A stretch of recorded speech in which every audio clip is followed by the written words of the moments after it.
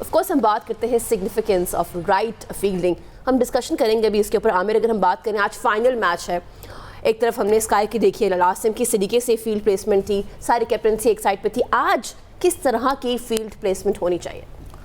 देखिए, according to the pitch और कौन सा बॉलर बॉल कर रहा है और कौन सा बैट्समैन खेल रहा है।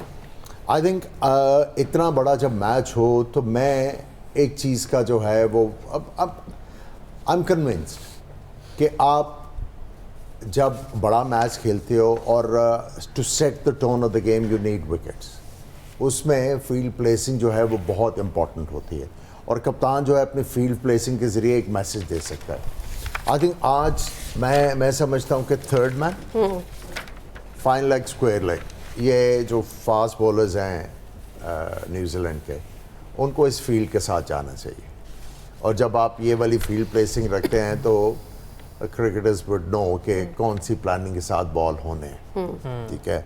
अब उसमें यह है कि आपने थोड़ा सा प्लेयर को कंफर्ट जोन से भी निकालना है। अगर आप फील्ड प्लेसिंग की बात करते हो तो संजू सैमसन को जो है आपने लेफ्ट आर्म फास्ट बॉलर ने तो ट्राई किया है। लोकी फर्गसन ने जो पिछला मैच खेला उसमें उसने आकर राउंड 10 विकेट बॉल किए हैं और बाउंसर किए। आई थिंक संजू सैमसन को इनको ट्राई आउट करना चाहिए with a third man on the boundary line, slip भी होनी चाहिए, ये चीज़ उनको ट्राई करनी चाहिए। Matt Henry I would encourage कि ये ओवर द विकेट रहें, लेकिन वही जो कन्वेंशनल फील्ड हम बता रहे हैं वो रख के तो इनको आउट करने की कोशिश करें। और जहाँ तक इंडिया की बात है तो आई थिंक जो हमने देखा कि आप बुमराह जैसा बॉलर जो है उसको जो मर्जी फील्ड दे दे, उसको जो मर्जी फील्ड दे दे, ही अडैप्ट्स। उसको पता लग जाता है कि कब ये फील्ड आई है तो मुझे बॉल क्या करना है, कौन सा बैट्समैन सामने और मैंने बचना है। तो आई थिंक ये इम्पॉर्टेंट तो होगा फील्ड प्लेसिंग, इस पर कोई शक नहीं कि आप बॉलर की एबिलिटी के मुताबिक उसको जो फील्ड प्लेसिंग दें। सलमान भाई, अगर हम हार्दिक पांड्या की बात करें, नमीबिया और जिम्बाब्वे के खिलाफ उनकी हाफ सेंचुरी है, लेकिन जैसे बड़ी टीमें सामने आई, अगर हम पाकिस्तान या साउथ अफ्रीका की बात करें उसमें वो फ्लॉप रहे एक लिहाज से, तो आपको लगता है कहीं ना कहीं फ़ायदा न्यूजीलैंडर्स जो बॉलर्स हैं वो उठाएंगे कि ऑफ कलर रहें, क्योंकि बहुत बड़े ऑलराउंडर हैं, आपको पता है मैच चेंज देखिए वो तो यही चाहेंगे कि हार्दिक पांड्या का अच्छा दिन ना हो, लेकिन एज एन ऑपोजिशन आप उनको ईजी नहीं ले सकते। मेरा ख्याल है कि वो एक ऐसा प्लेयर है जो टीम को बैलेंस करता है, पूरी बैटिंग की कैपेबिलिटी रखता है और गेंद के साथ भी विकेटें भी लेता है। डेथ में भी हमने देखा इंपॉर्टेंट ओवर्स वो अक्सर करता है। डेथ में अगर कोई बुमराह के ओवर पहले कराने पड़ जाएं तो he is the go to man for India. और बैटिंग में भी जब जब उनको वाकई ज़रूरत पड़ी है कि यार अब इस पे बात आ गई है, तो उसने आके मतलब more times than not is perform.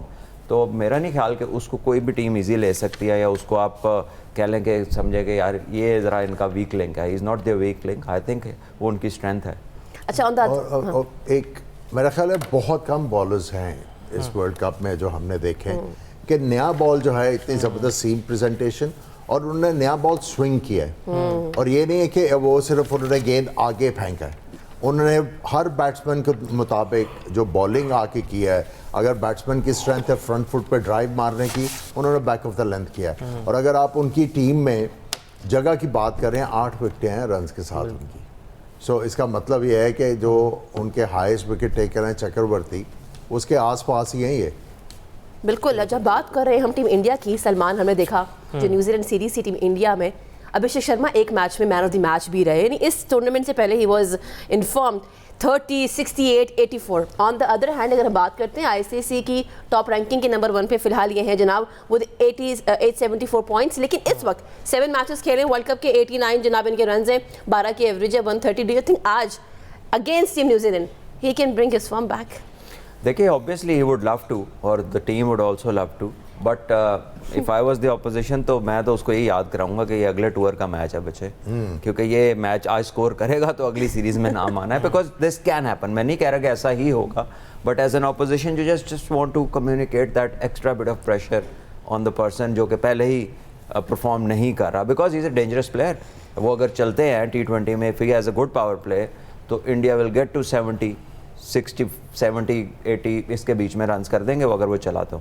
So as an opposition आप यही चाहेंगे कि वो कंटिन्यू करे अपनी बैड फॉर्म में, इस बड़े मैच में वो ना एक्सप्लोड करे।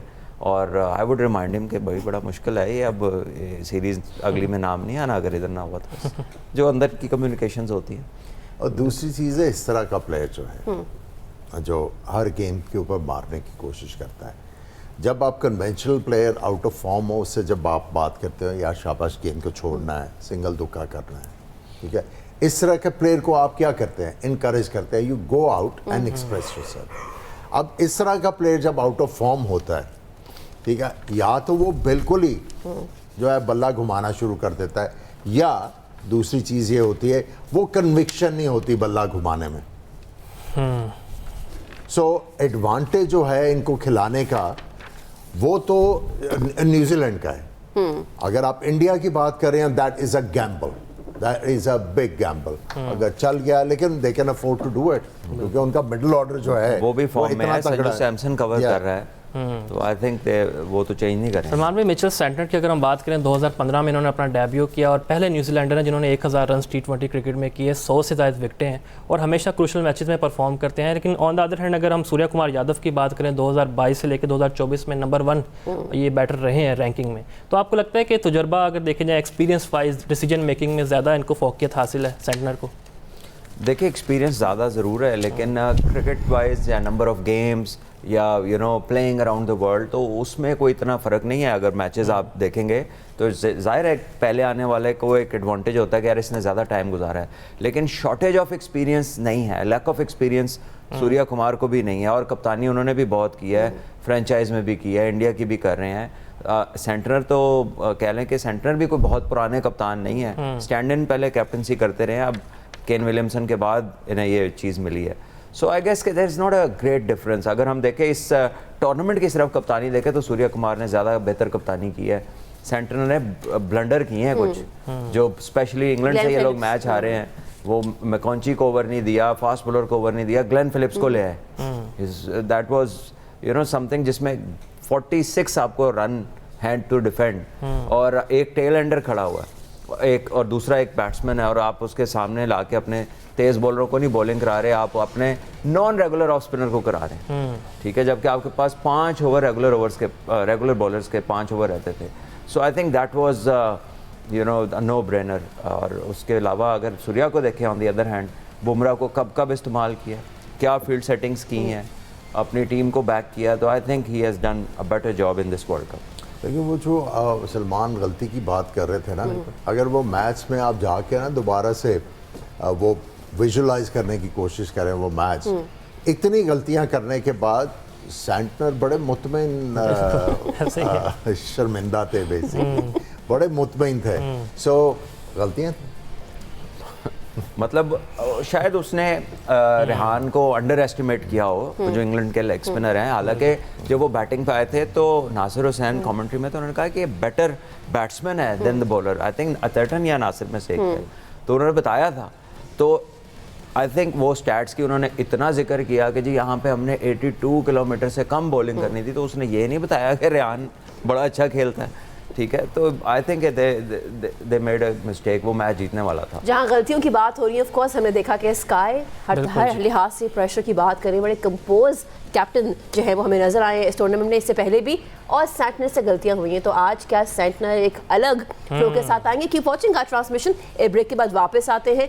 We call this transmission Joe Jagadir, presented by Clearman, powered by Glow & Lovely.